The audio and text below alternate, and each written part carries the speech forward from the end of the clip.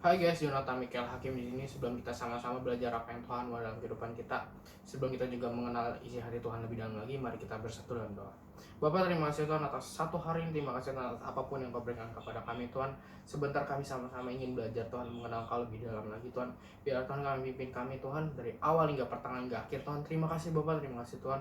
Dalam nama Tuhan kami telah berdoa dan bersyukur, amin. Gue bakal cukup ngebahas satu hal cukup relate sama kehidupan gue. Udah mulai dari belakang-belakang ini sampai hari ini pun masih gue alami, sampai hari ini pun masih sering kali gue rasain. Sebelum gue masuk lebih dalam lagi, kalau lo orang pernah tahu atau pernah dengar tentang quotes Raditya Loan ya, di ada satu video yang pernah dia bilang, jangan pernah kasih titik kalau Tuhan mau kasih koma.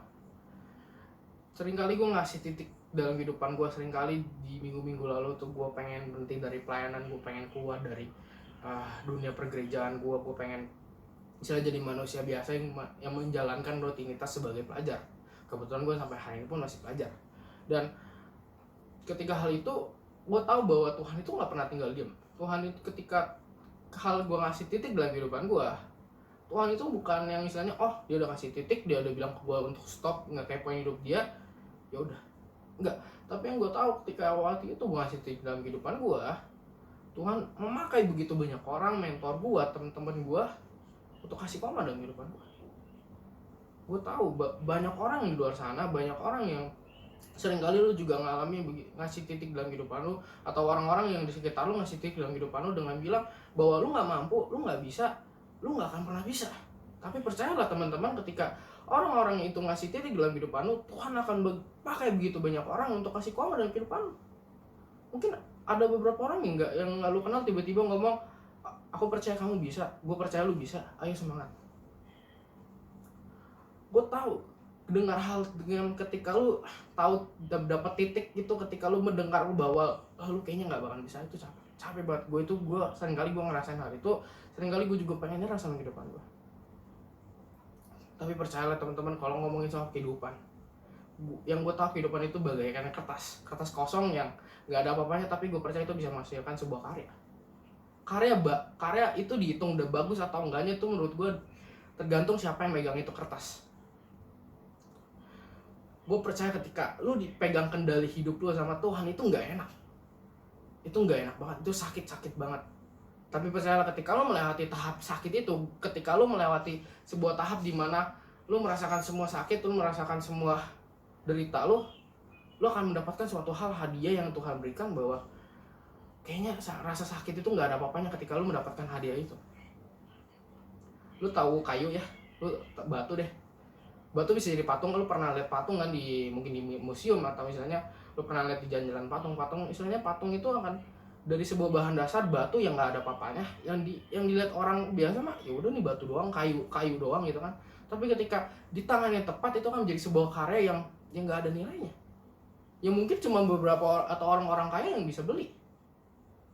Dan Tuhan sendiri pun udah bilang di Matius 5 ayat 10-12, gue bacain.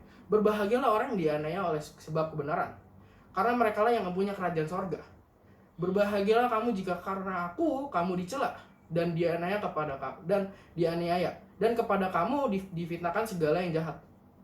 Bersukacitalah dan bergembiralah karena upahmu besar di sorga, sebab demikian juga telah dianiaya nabi-nabi sebelum kamu.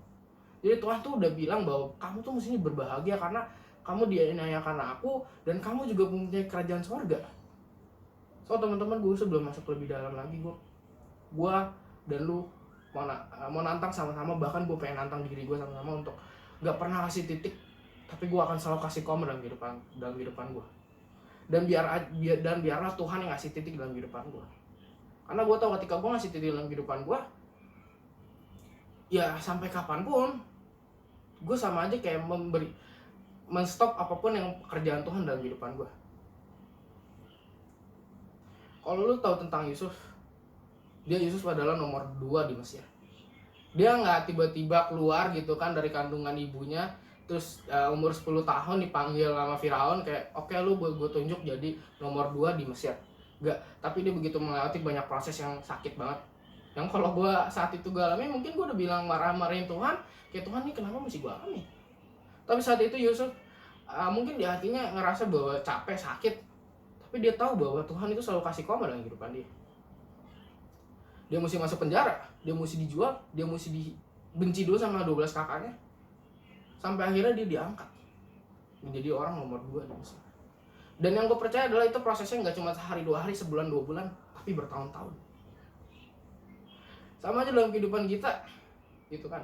Kita mesti percaya bahwa Tuhan itu selalu menuntun dalam kehidupan kita, dan Tuhan pun nggak pernah janji dalam kehidupan kita bahwa ketika lu mau pegang hidup kendali, lu akan damai, lu akan istilahnya akan instantly damai, lu akan instantly istilahnya kaya, enggak lo. Tapi Tuhan sendiri pun udah kasih tahu lo, ketika lu sama gue nih, lu akan dianiaya, akan dibenci, lu akan dianiaya.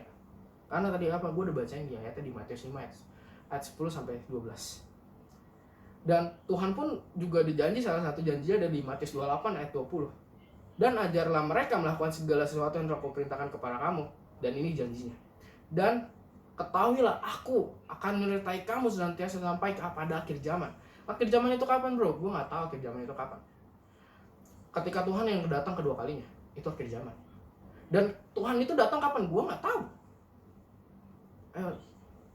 Come on teman-teman, gue pun masih menantang diri gue sampai hari ini untuk selalu kasih koma, selalu biarkan Tuhan kasih koma dalam kehidupan gue. Buktinya Tuhan selalu kasih koma dalam kehidupan kita apa sih? Sampai buktinya adalah ketika lu nonton video ini, ketika lu masuk Google Meet, ketika lu masih bisa ngeliat kedua orang tua lu, ketika lu masih bisa merasakan kehidupan hari ini, itu Tuhan masih kasih koma dalam kehidupan lu. Dan biarlah Tuhan yang kasih titik dalam kehidupan lu, jangan sampai lu kasih titik dalam kehidupan lu. Gue tahu kehidupan itu, ngomongin soal kehidupan itu capek banget, capek. Makanya gue mau bilang makasih untuk bertahan selama 2 bulan ini. Makasih untuk bertahan, selalu ada, selalu menjadi orang yang baik. Makasih teman-teman. Teman-teman, mari kita bersatu dalam doa. Bapak, terima kasih Tuhan atas satu hari, terima kasih Tuhan atas apapun yang Kau berikan kepada kami Tuhan. Tuhan ajarkan kami untuk selalu memberikan koma dalam kehidupan kami Tuhan. Tuhan, biarlah Tuhan ajarkan kami juga Tuhan untuk menyerahkan kehidupan kami dalam tangan Kau Tuhan. Biar Kau yang pegang kendali Tuhan. Tuhan, kami tahu Tuhan ketika Kau yang pegang kendali itu bakal sakit banget Tuhan. Tapi kami percaya Tuhan, dari rasa sakit itu kami akan melihat suatu perubahan, satu proses, suatu hasil yang membuat kami akan merasakan rasa sakit itu kembali Bapak. Dan ajarkan kami untuk tetap setia di proses itu. Terima kasih Bapak, pimpin kehidupan kami Tuhan sampai kapanpun.